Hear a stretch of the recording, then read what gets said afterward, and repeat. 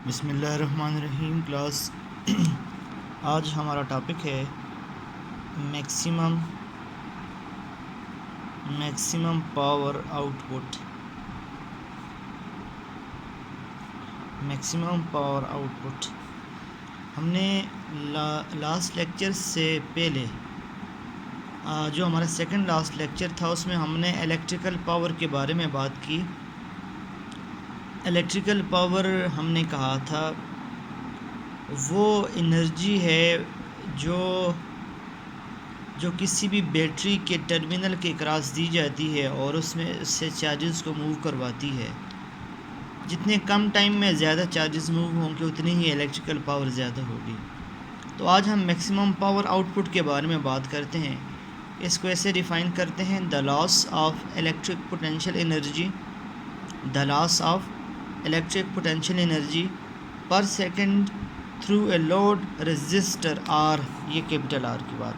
Load resistor को R से और इंटरनल रेजिस्टेंस को स्मॉल आर से रिप्रेजेंट करते हैं। The loss of electric potential energy per second through a load resistor R is known as power delivered to R by the current. ठीक है, ये हमने इसको डिफ़ाइन किया।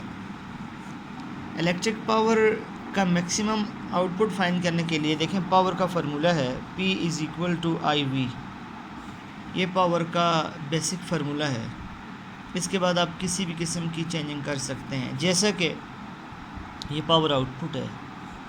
V is equal to IR, Ohm's law है, तो power हो गया हमारे पास I, V की जगह है IR, तो पावर आउटपुट आ गया I into I square into R।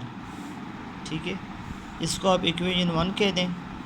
Last time आपने करंट की इक्वेशन फाइंड की थी, I is equal to E by R plus R। ये करंट की वैल्यू है, तो ये यहाँ पुट कर लें।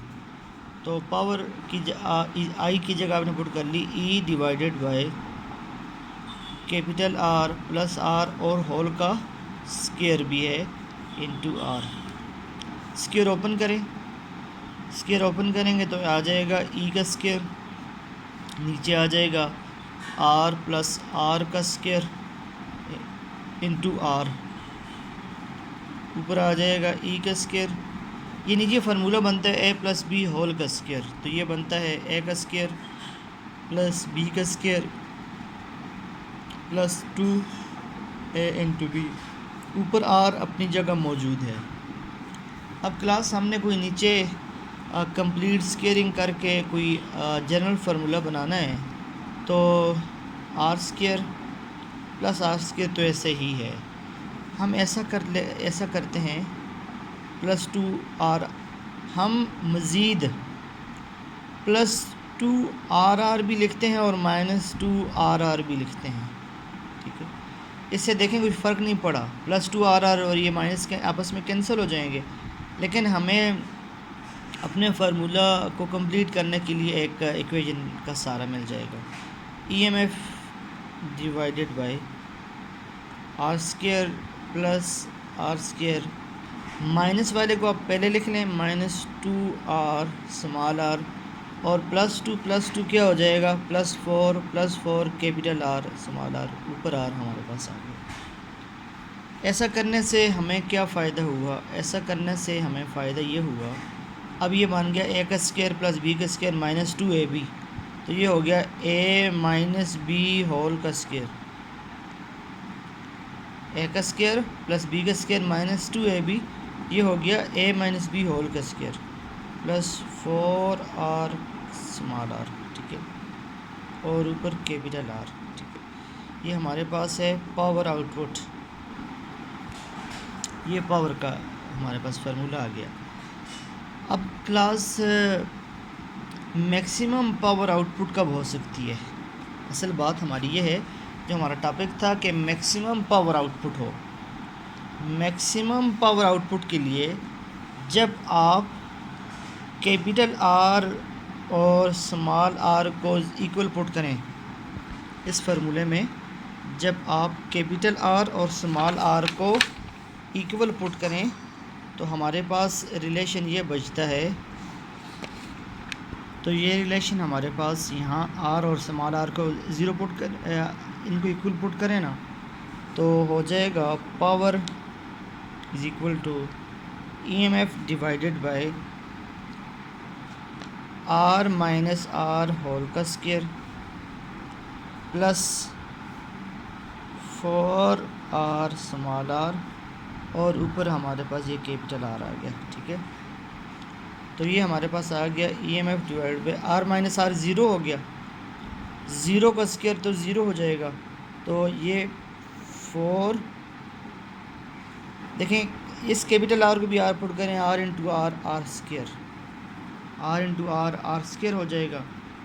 और ऊपर हमारे पास एक R है, एक R ये ऊपर से बचता आ रहा है, एक R इस R से कैंसिल हो जाएगा। तो हमारे पास ये बच जाएगा E by 4R E square by, क्योंकि ऊपर ई स्क्वायर आ रहा था, तो पावर आउटपुट हमारे पास आ गया ई स्क्वायर बाई 4R। तो ये है मैक्सिमम पावर आउटपुट। ठीक है, देखें मैक्सिमम कैसे है, जितना डिनोमिनेटर बड़ा होता है इतना आंसर छोटा होता है। ठीक है, यहाँ पर देखें डिनोमिनेटर इस टर्म और इस टर्म दोनों का सम था। जब आप स्मॉल r को कैपिटल R की जगह पुट करते हैं तो आपके पास आंसर ही आ जाता है, पूरा सारी कैंसिलेशन होगी। कैंसिलेशन के बाद आपके पास पावर का formula E square by 4R आ गया। अब देखें डिनोमिनेटर कम हो गया, इसके मुकाबले में डिनोमिनेटर कम हो गया। जब डिनोमिनेटर कम हो गया इसका मतलब आपके पास आंसर क्या होगा, ज़्यादा होगा। तो नोमिनेटर यानी मैक्सिमम आंसर आपके पास ज़्यादा हो जाएगा। तो इसीलिए इसको कहते हैं मैक्सिमम पावर आउटपुट। क्या कहते हैं इसको? Maximum power output. अब फिज़िकली इसको कैसे जस्टिफाई करेंगे? फिज़िकली हम इसको ऐसे कहते हैं कि जब कि मैक्सिमम पावर उस वक्त डिलीवर होगी जब लोड रेजिस्टेंस इक्वल होगा इंटरनल रेजिस्टेंस के।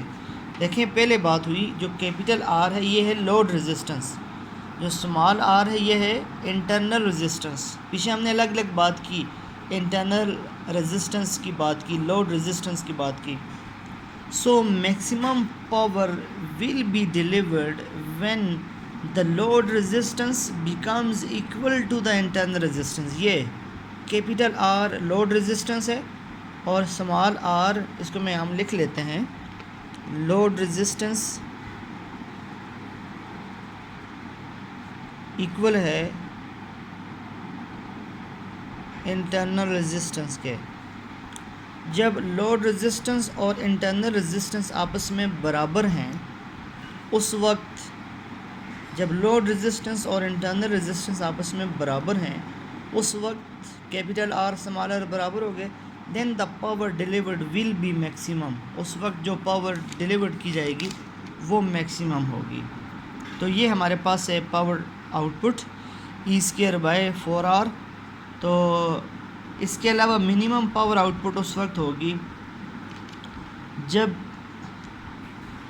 एक्सटर्नल, जब स्मॉल r कैपिटल R की इक्वल हो जाएगा, यानी यहाँ स्मॉल r की बजाय कैपिटल R आ जाएगा, उस वक्त पावर मिनिमम हो जाएगी। यानी लोड रेजिस्टेंस ज़्यादा है, तो जब लोड रेजिस्टेंस ज़्यादा हुआ तो उस वक्त आंसर कम हो जाएगा। और स्मॉल r यानी ये इंटरनल रेजिस्टेंस है, ये बहुत कम होता है। तो लोड रेजिस्टेंस इतना कम हो जाए कि ये इंटरनल रेजिस्टेंस को पहुंच जाए, ये है मैक्सिमम। और इंटरनल रेजिस्टेंस इतना ज़्यादा हो जाए कि ये लोड रेजिस्टेंस को पहुंच जाए, ये बहुत ज़्यादा है। तो इसके एप्लीकेशन यूजेस रेडियो में है, टेलीविज़न में है, कि कैसे मैक्सिमम पावर, एंटीना में स्पेशली यूज़ हो जाती है कि कैसे मैक्सिमम पावर डिलीवर करनी है।